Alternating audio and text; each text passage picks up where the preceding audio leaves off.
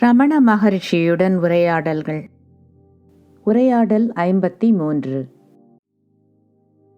ஒரு வாலிபர் திரு நோல்ஸ் என்பவர் மகரிஷியின் தர்சனம் பெற வந்தார். அவர் திரு பால் பிரண்டனின் 2 புத்தகங்களை படித்திருக்கிறார். அவர் கேட்டார், புத்த மதத்தினர் நான் என்பது பொய்யானது என்கிறார்கள். ஆனால் பால் பிரண்டன் தமது இரகசிய பாதை என்ற நூலில் நான் எண்ணத்தை கடந்து உண்மையான நான் என்ற நிலையை அடையும்படி சொல்கிறார். இதில் எது உண்மை? மகரிஷி: சாதாரணமாக 2 நான்கள் இருப்பதாக சொல்லப்படுகிறது. ஒன்று கீழ்ப்பட்ட நிலையில் உள்ளது, பொய்யானது, இது எல்லோரும் அறிந்ததுதான். மற்றது உயர்வானது, உண்மையானது, இதுதான் உணர வேண்டிய நான். தூங்கும்போது உங்களை நீங்கள் அறிவதில்லை. விழித்திருக்கும்போது நீங்கள் உங்களை அறிகிறீர்கள். விழித்த பிறகு நீங்கள் தூங்கிக் கொண்டிருந்ததாக சொல்கிறீர்கள். ஆனால் ஆழ்ந்த தூக்கத்தில் இதை நீங்கள் அறியவில்லை. அப்படி என்றால் பல பல பொருட்கள் பரவி தோன்றும் கருத்து அல்லது அபிப்பிராயம் உங்களது உடல் உணர்வுடன் கூடவே எழுந்துள்ளது. இந்த உடல் உணர்வு ஏதோ ஒரு குறிப்பிட்ட கணத்தில் எழுந்தது. அதற்கு ஆரம்பமும் முடிவும் உள்ளது. எது எழுகிறதோ அது ஏதாவது ஒன்றாக இருக்க வேண்டும். அந்த ஏதாவது ஒன்று என்ன? அதுதான் நான் என்னும் உணர்வு. இந்த நான் யார்? எங்கிருந்து நான் வந்துள்ளேன்?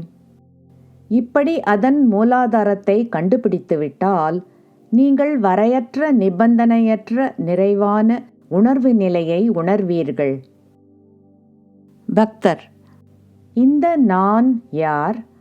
அது புலன்சார்ந்த உணர்வுகளின் தொடர்ச்சிதான் என்று தோன்றுகிறது. புத்த மத கருத்தும் இப்படித்தான் இருப்பதாக தெரிகிறது. மகரிஷி: உலகம் வெளிப்புறத்தில் இல்லை. புலன்சார்ந்த உணர்வுகள் வெளியிலிருந்து வர முடியாது. ஏனெனில் உலகத்தை பிரக்ஞை உணர்வால்தான் உணர முடியும். உலகம் தான் இருப்பதாகச் சொல்வதில்லை. அது உங்களது கருத்து அல்லது அபிப்பிராயமாகும். மேலும் இந்த கருத்து மாறாமல் ஒரே விதமாக இருப்பதில்லை, இடையறாததும் இல்லை. ஆழ்ந்த தூக்கத்தில் உலகம் அறியப்படுவதில்லை. எனவே உலகம் தூங்குபவருக்கு இருப்பதில்லை. எனவே உலகம் தான்மை அகங்காரத்தின் கருத்து வரிசைதான். தான்மையை கண்டுபிடியுங்கள். அது எங்கிருந்து எழுகிறது என்று கண்டுபிடிப்பதுதான் இறுதியான குறிக்கோள் அல்லது லட்சியம். பக்தர்: மற்ற உயிர்களுக்கு வேதனை தரக்கூடாது என்று நான் நம்புகிறேன். அப்படி என்றால் கொசுக்கடியையும் நாம் தாங்கிக் கொண்டு பேசாமல் இருக்க வேண்டுமா? மகரிஷி: நீங்கள் வேதனைப்படவோ துன்பப்படவோ விரும்புவதில்லை. பின் மற்றவர்கள் மீது எப்படி துயரம் அல்லது வேதனை அளிக்கலாம்? கொசுக்கடிகளால் நீங்கள் வேதனைப்படுவதால் அவற்றிலிருந்து அகன்று இருங்கள், அவ்வளவுதான்.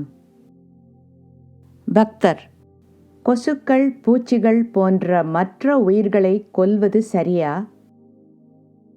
மகரிஷி: ஒவ்வொருவரும் ஒரு தற்கொலைதான். இந்த அறியாமை கொண்ட வாழ்க்கையால் நிரந்தரமான பேரானந்தமான இயல்பான நிலையானது மூச்சு திணறுவது போல் திணறடிக்கப்படுகிறது. இந்த விதத்தில் நிரந்தரமான மாசற்ற தூய்மையான சொரூபத்தை கொல்வதால் தற்போதைய வாழ்க்கையானது ஏற்பட்டுள்ளது. இது ஒரு தற்கொலை இல்லையா? எனவே ஒவ்வொருவரும் ஒரு தற்கொலைதான். அப்படி இருக்கும்போது கொலைகள், கொல்வது என்பதை பற்றியெல்லாம் ஏன் கவலைப்பட வேண்டும்? பிற்பாடு ஒரு உரையாடலின் போது இந்த வருகையாளர் சொன்னார், உலகம் உணர்வுகளை அனுப்புகிறது, பிறகு நான் விழித்துக் கொள்கிறேன். மகரிஷி: பார்ப்பதற்கு யாராவது ஒருவர் இல்லாமல் உலகம் இருக்க முடியுமா? யார் முதலில் வந்தது? நிரந்தரமாக உள்ள சுய உணர்வா அல்லது எழுகின்ற உணர்வா? சுயஸ்வரூப உணர்வு எப்போதும் உள்ளது, நிரந்தரமானது, தூய்மையானது. எழுகின்ற உணர்வு எழுகிறது, பிறகு மறைகிறது. அது வந்து போய்க் கொண்டிருக்கிறது. பக்தர்: நான் தூங்கும்போது கூட மற்றவர்களுக்கு உலகம் இருக்கிறதில்லையா? மகரிஷி: இத்தகைய உலகம் நீங்கள் உங்களையே அறிந்து கொள்ளாமல் அதை அறிவதை பற்றி உங்களை கேலியும் செய்கிறது. உலகம் உங்களது மனதின் விளைவாகும். உங்கள் மனதை அறிந்து கொள்ளுங்கள். பிறகு உலகத்தை பாருங்கள். அது ஆன்ம சுயஸ்வரூபத்திலிருந்து வேறுபட்டதில்லை என்று உணர்ந்து கொள்வீர்கள். பக்தர்: நான் எவ்வளவு தெளிவாக அறிகிறேனோ அவ்வளவு தெளிவாக மகரிஷி தம்மையும் தமது சூழ்நிலைகளையும் அறியவில்லையா? மகரிஷி: யாருக்கு இந்த சந்தேகம்? சந்தேகங்கள் உண்மையை உணர்ந்தவர்களுக்கு எழுவதில்லை. அது அறியாமை உள்ளவர்களுக்குத்தான் எழுகிறது.